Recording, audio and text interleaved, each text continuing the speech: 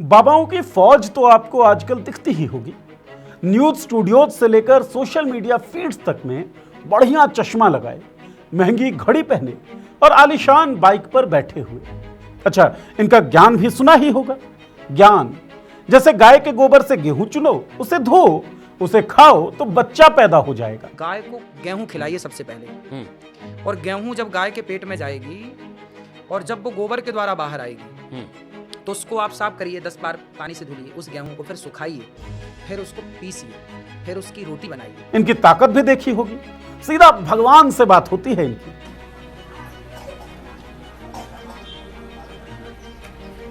हाँ, प्रणाम करता हूँ। चलो मैं दास का सिखा दीजिए। और इनकी हरकत जमीन कब्जाने, लोगों को पीटने से लेकर बलात्कार और हत्या तक।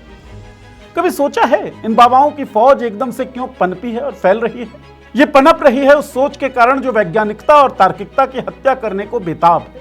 इस सोच को संरक्षण मिल रहा है सत्ता का, बल्कि यूं कहिए कि सत्ता तो सोर्स बनने लगी है। जैसे अंतरिक्ष में पहला व्यक्ति कौन गया था? हनुमान। इंटरनेट का आविष्कार कब हुआ? महाभारत काल में। भारत में एरोप्लेन की तकनीक कब पैदा हुई? रामायण काल में। इसी क्रम में सवाल बनता है कि वैज्ञानिकता और तार्किकता की हत्या कब तेज हुई? आधुनिक मोदी राज में। फ्रॉड बाबा के इस एपिसोड में बात सत्तासीन लोगों की अतार्किक और विज्ञान विरोधी बातों की।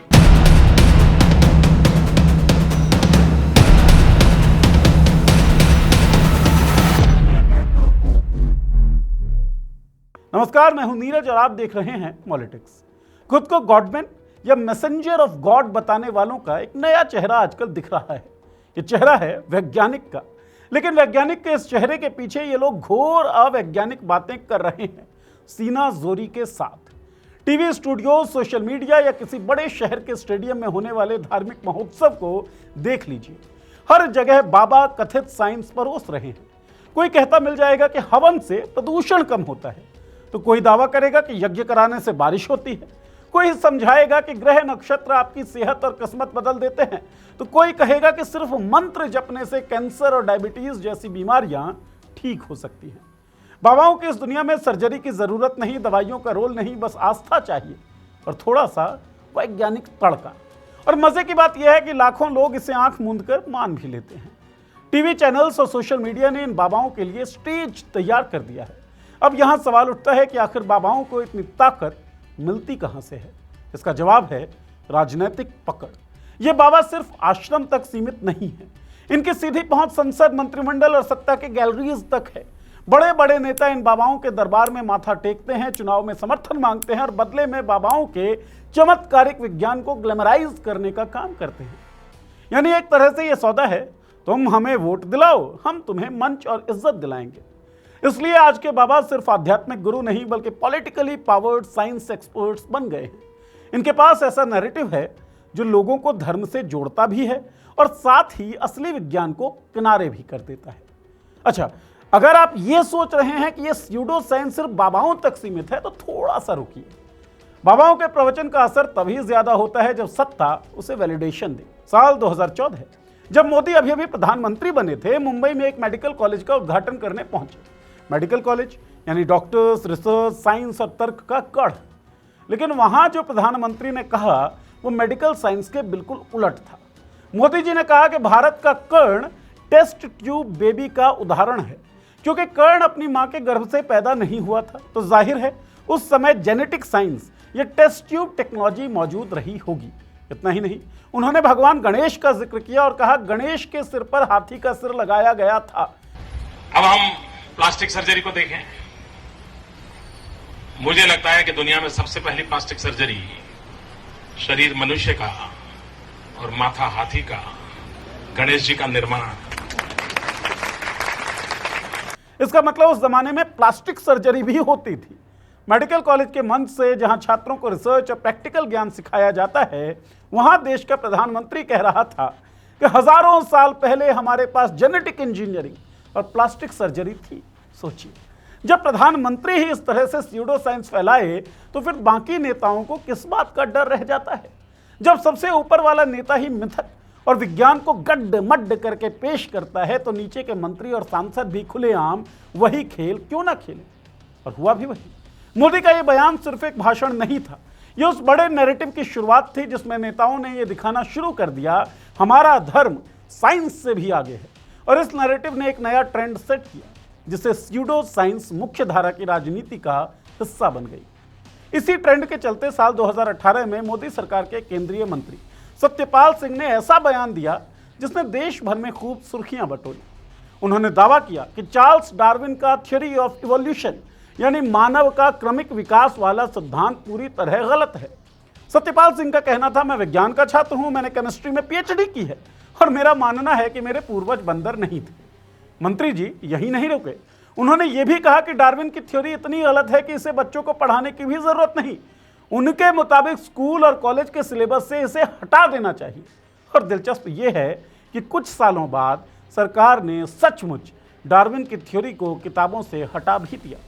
सत्यपाल सिंह ने आगे तर्क दिया कि हमारे किसी भी पूर्वज ने कभी ये नहीं कहा कि बंदर इंसान बने थे। कहीं भी हमारे शास्त्रों या मौखिक परंपरा में ऐसा लिखा या बताया नहीं गया है। यानी विज्ञान को सही या गलत ठहराने का पैमाना वैज्ञानिकों की रिसर्च, प्रयोगशाला या रिसर्च पेपर नहीं, बल्कि यह है कि हमारे धार्मिक ग्रंथों या परंपराओं में क्या लिखा है। उनका मानना था कि डार्विन का सिद्धांत इसलिए भी टिकाऊ नहीं है क्योंकि इंसान जब से धरती पर दिखा है उसने किसी भी बंदर को इंसान बनते नहीं देखा। इसके बाद इसी तरह का एक बयान प्रज्ञा ठाकुर ने दिया।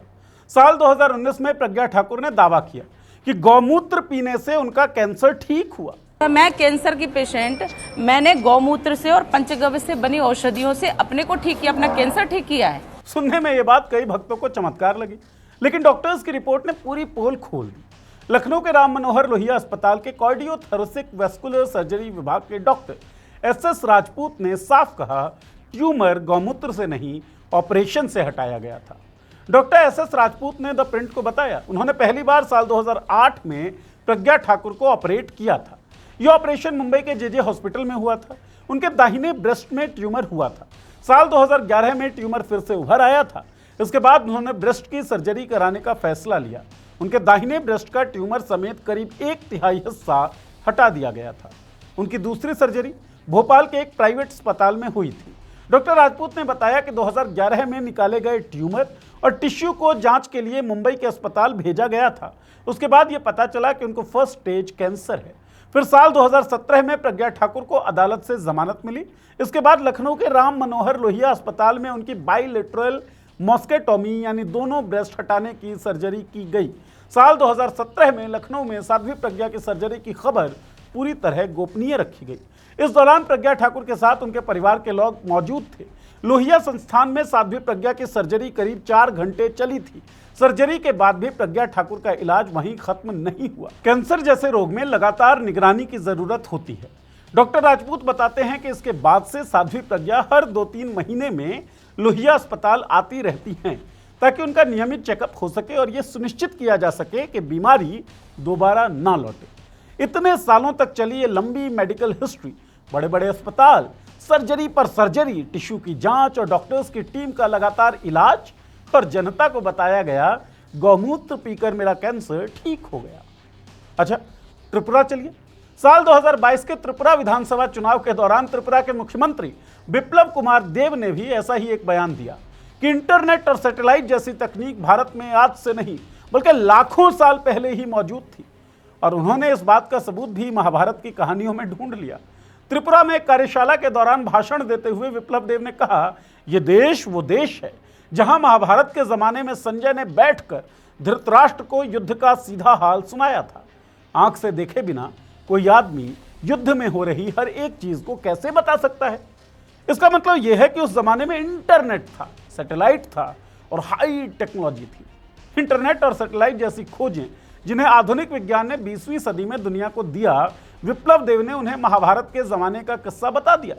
यानी वो टेक्निक जिस पर आज पूरी दुनिया गर्व करती है, जिसे बनाने के लिए लाखों वैज्ञानिकों ने रात दिन रिसर्च किया, अरबों डॉलर खर्च करते हुए उन्होंने पौराणिक कहानी का हिस्सा बता दिया।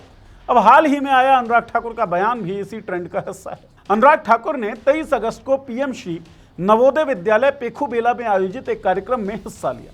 अंतरिक्ष दिवस के मौके पर आयोजित इस कार्यक्रम को संबोधित करते हुए उन्होंने बच्चों से पूछा, अंतरिक्ष जाने वाला पहला व्यक्ति कौन था? इसके जवाब में बच्चों ने कहा, नील आर्मस्ट्रॉन्ग। हालांकि बच्चों का जवाब गलत था, अंतरिक्ष में जाने वाला पहला यात्री नील आर्मस्ट्रॉन्ग नहीं, यूरी गैगरिन थे। लेकिन अनुराग ठाकुर का यह सवाल पूछने का मकसद कुछ और था, जो उनके जवाब में साफ नजर आया भी। अनुराग ठाकुर ने बच्चों को जवाब देते हुए कहा, मुझे लगता है अंतरिक्ष की यात्रा करने वाले पहले व्यक्ति हनुमान जी थे। अब सोच कर देखिए, क्या आपको लगता है कि अनुराग ठाकुर अपने बच्चों को भी यही सब बताते होंगे, जो बात उन्होंने नवोदय विद्यालय के बच्चों से कही कि अंतरिक्ष में जाने वाले पहले व्यक्ति हनुमान थे? जाहिर है ऐसा नहीं लगता। यानी अपने बच्चों को साइंस और दूसरों के बच्चों को स्यूडो साइंस। अच्छा, जब बात स्यूडो साइंस की चल ही रही हो तो सुधांशु त्रिवेदी का नाम तो आएगा ही। इस काम में माहिर हैं सुधांशु त्रिवेदी। उनके कोई ना कोई स्पीच आपने देखी ही होगी, चाहे वो संसद हो, न्यूज चैनल की बहस हो, या फिर उनके वायरल इंस्टाग्राम रील्स। ये हर जगह ये बात रखते हैं, वेदों में सब कुछ पहले से ही लिखा है। त्रिवेदी जी बड़े आत्मविश्वास से दावा करते हैं कि आइंस्टाइन की relativity theory, quantum physics, nuclear science, इन सब की जड़ें भारतीय वेदों में मिलती है। उनके मुताबिक विदेशी साइंटिस्ट ने बस नकल मारी है। इसके लिए ये कई उदाहरण भी देते हैं, जैसे एक वेबसाइट का जिक्र करते हैं जिस पर लिखा हुआ है ओम इज इक्वल टू mc²। एक वेबसाइट है, जाके चेक करिएगा, SAND, science and non duality. और वो जानते हैं उसका, आप वेबसाइट पे जाएंगे तो पहले ही शीर्षक में क्या लिखा, ओम इज इक्वल टू mc²। हालांकि किसी वेबसाइट पर कुछ भी लिखा होने से वो फैक्ट तो हो नहीं जाता, ये बात ये खुद भी जानते हैं सुधांशु जी। ऐसा ही इनका एक और बयान है जिसमें ये कहते हैं सर्कल में 360 डिग्री होते हैं, ये भारत की वैदिक खोज है। त्रिवेदी इसे धरती के 365 दिन के चक्कर से जोड़ते हैं। मतलब साफ शब्दों में कहें तो इनका कहना था हमारे पूर्वज पहले ही इसकी गणना कर चुके थे। त्रिवेदी एक और बयान में कहते हैं इंसान के शरीर में 70% पानी है, इसलिए चांद का असर इंसानों पर भी वैसे ही होता है जैसे समुद्र पर ज्वार भाटा के रूप में, यानी ग्रह नक्षत्र का प्रभाव होता है। हमारे शरीर में कितना पानी है? 70%, 30% मास है। अब आप ये बताइए, जब चंद्रमा का मूवमेंट होता है तो समुद्र में ज्वार भाटा आता है तो साइंस मानती है। इन बातों का असर किस पर पड़ता है? वैज्ञानिकों या शोधकर्ताओं पर तो नहीं पड़ता। वो अपना काम करते रहते हैं अपने लैब में एक्सपेरिमेंट, रिसर्च और डेटा के साथ। लेकिन आम जनता वो धीरे धीरे ये मानने लगती है कि आधुनिक विज्ञान की जरूरत ही नहीं है। स्कूलों में बच्चे सोचते हैं कि किताब में जो पढ़ रहे हैं वो गलत भी हो सकता है, क्योंकि नेताजी कह चुके हैं। और ये सबसे खतरनाक है, क्योंकि इससे आने वाली पीढ़ी की तर्क करने की क्षमता खत्म हो जाती है। दूसरी ओर ये सब राजनीतिक फायदा भी देता है। जब नेता ऐसे बयान देते हैं तो वो एक खास भावनात्मक जमीन पर खड़े होते हैं कि हमारी सभ्यता महान है, हमारे वेदों में सब था, पश्चिम सिर्फ नकल करता है। ये सुनकर जनता गर्व में झूमती है और नेता अपनी राजनीति चमकाते हैं। लेकिन असली विज्ञान, असली खोज, असली रिसर्च पीछे छूट जाती है। तस्वीर साफ है। ये सारे बयान महाभारत में इंटरनेट, गौमूत्र से कैंसर का इलाज, Om is equal to mc², Ganesh की प्लास्टिक सर्जरी सिर्फ मजाकिया बयान नहीं है। इनके पीछे गहरी राजनीति छुपी हुई है। मकसद लोगों को यकीन दिलाना कि हमारा धर्म विज्ञान से भी आगे है। और जब लोग ये मान लेते हैं तो उनके दिमाग में बैठा दिया जाता है कि सवाल पूछने की जरूरत नहीं है। विज्ञान कहता है सवाल पूछो, शक करो, सबूत मांगो। लेकिन धर्म कहता है मानो, श्रद्धा रखो, सवाल मत करो। और यही खेल है। जितना ज्यादा लोग धार्मिक होंगे उतने ही कम तार्किक, जितने कम तार्किक होंगे उतना आसान होगा उन्हें कंट्रोल करना, क्योंकि तार्किक इंसान सवाल करेगा सत्ता से, नेताओं से, धर्म गुरुओं से। लेकिन तार्किक इंसान वो बस वही मानेगा जो उसे बताया जाएगा। यही वजह है कि स्यूडो साइंस के जरिए जनता को धीरे धीरे सोचने से रोकने की कोशिश होती है, कभी गर्व के नाम पर, कभी आस्था के नाम पर, कभी सभ्यता के नाम पर। लेकिन नतीजा एक ही है, तर्क की हत्या। धर्म और आस्था के लिए जगह हो सकती है, लेकिन जब उसे विज्ञान से बड़ा दिखाया जाता है तब इसका मतलब साफ है, समाज को ज्यादा धार्मिक बनाओ ताकि वो कम तार्किक बने। और जब समाज अतार्किक होगा तो सत्ता से सवाल करने वाला कोई नहीं बचेगा। इन सब के बीच आपको सोचने की जरूरत है कि जब ये बड़े बड़े धर्मगुरु जो मेडिकल साइंस के नाम पर बहुत सारा स्यूडो साइंस उड़ेलते रहते हैं, जब ये बीमार पड़ते हैं तो क्या गौमूत्र पीते हैं? जी नहीं। आपने खबर देखी होगी कि फलाने धर्मगुरु जो हैं वो एम्स में भर्ती हो गए, फलाने धर्मगुरु गुड़गांव के किसी निजी अस्पताल में भर्ती हो गए। तो भैया अस्पताल में सबको जाना होता है। अच्छा, बड़े बड़े नेताओं के बच्चे जो हैं वो विदेशों में पढ़ते हैं, उनको कोई ये नहीं बताता कि अंतरिक्ष में जाने वाला पहला व्यक्ति हनुमान था। आप लोगों को बताया जाएगा, क्योंकि आप लोग भीड़ हैं। आप लोगों को भीड़ बनाया जाना चाहते हैं ये लोग। और नेता कौन बनेगा? इनके वो बच्चे जो विदेशों में पढ़ रहे हैं। भीड़ आपको भीड़ बनना है या नेता बनना है? आप सोचिए। सोचने के बाद आपको क्या लग रहा है वो हमें बताइएगा कैसे? उस वीडियो के कमेंट बॉक्स में कमेंट करके। सो कमेंट करिए और अपनी राय हमें बताइए। कोई सवाल हो तो वो भी इस वीडियो में कमेंट सेक्शन में हमसे पूछ लीजिए। चैनल को सब्सक्राइब कर लीजिए, बेल का आइकन दबा दीजिए ताकि हमारे वीडियोस के नोटिफिकेशंस आपको मिलती रहे। शुक्रिया।